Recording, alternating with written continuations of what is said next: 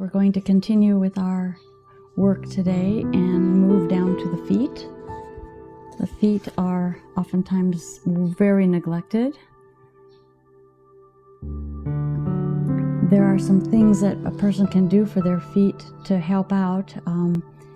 Putting toe spacers. There's some shoes that have toe spacers, and there's socks that have individual toe places like a glove.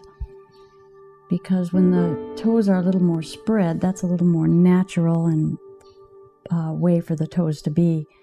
So much of what happens with our shoes is that they're more pointed toes, and then we tend to pull our feet in. So if the feet have a little wider, the toes have a little wider stance, then it's just a better alignment for the foot.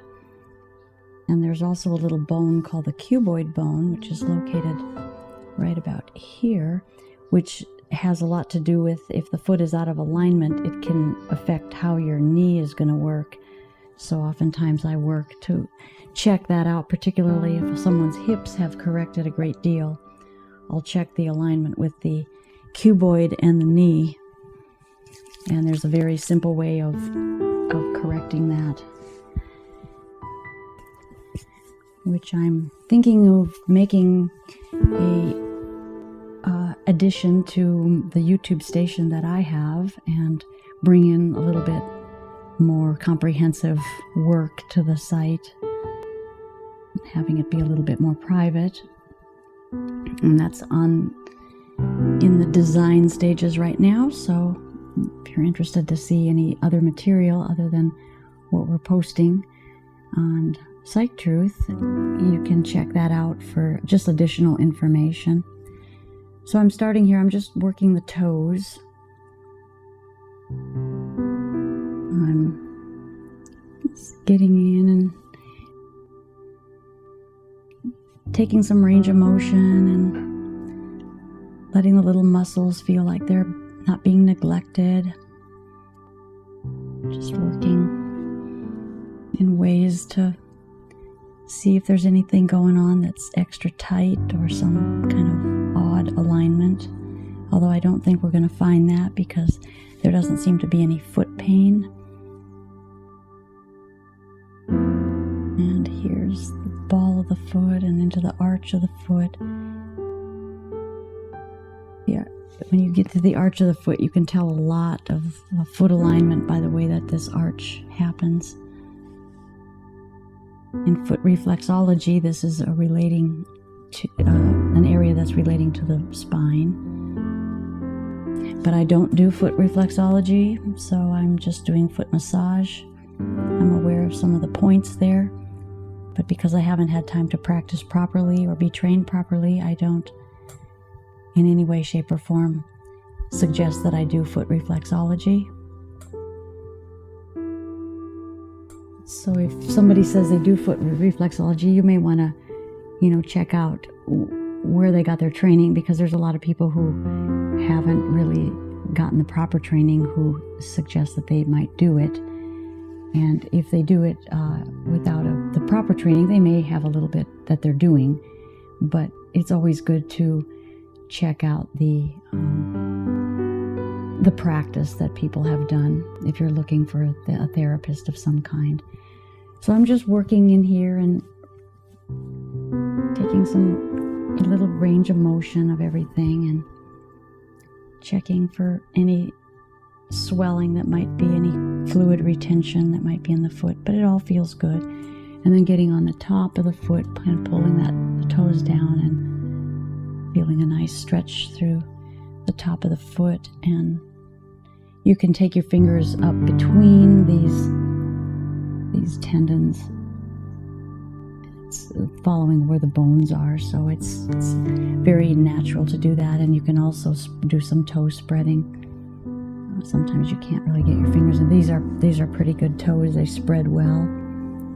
They spread real well. You can bend them backwards. And you want to be careful if you're doing this. Just go gentle into it. Give it a nice stretch.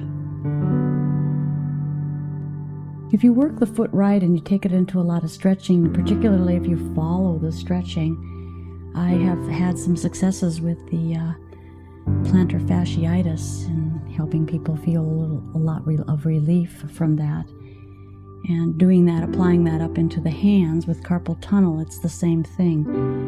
There's a lot that you can do with the unwinding techniques on parts of the body, the limbs, particularly the hands, the extremities, that can bring you some interesting results that seem to hold and play pretty well. I was actually surprised that the effectiveness of the carpal tunnel work that I did on somebody a while ago. Works a computer, he's a programmer, and it was pretty remarkable. I really didn't know it was going to be that successful, and he was able to feel much better, like the carpal tunnel really wasn't there. So we don't always have to take dramatic measures, and we don't always have to take drugs to try to correct things, and we don't have to get cut into and all of this other stuff, putting braces on and the whole bit, even though maybe we do need to do that a little bit. But if you get in there and allow the body to unwind where it's all distorted, you're going to do far more for yourself than just using these other methods that are really just ways to charge you a lot of money for not a very good response. And I'm always baffled why people are so willing to spend that kind of money on things that really don't work effectively, and allow that kind of abuse to be done to the body when it's not maybe the best thing to do. It would be wise to begin to practice taking care of the little things first, and then if need be, if you really do still need surgery, then go for the surgery. But it would be advantageous to turn over every stone on the road until you realize that there's nothing that's going to help except for a very active intervention. And even then, you need to know that you're not going to necessarily have good results. It just started to rain. So I'm competing with the rain, but we need the rain in Austin so bad, so it's really nice. So I've just worked her feet, Cindy's feet, and they feel very good. They're flexible, they're movable. There's not any stiffness in them. So there we have our footwork. All right, just let us know if you appreciate these by giving us a thumbs up and making some comments. And check out my website. This is Athena Jezik.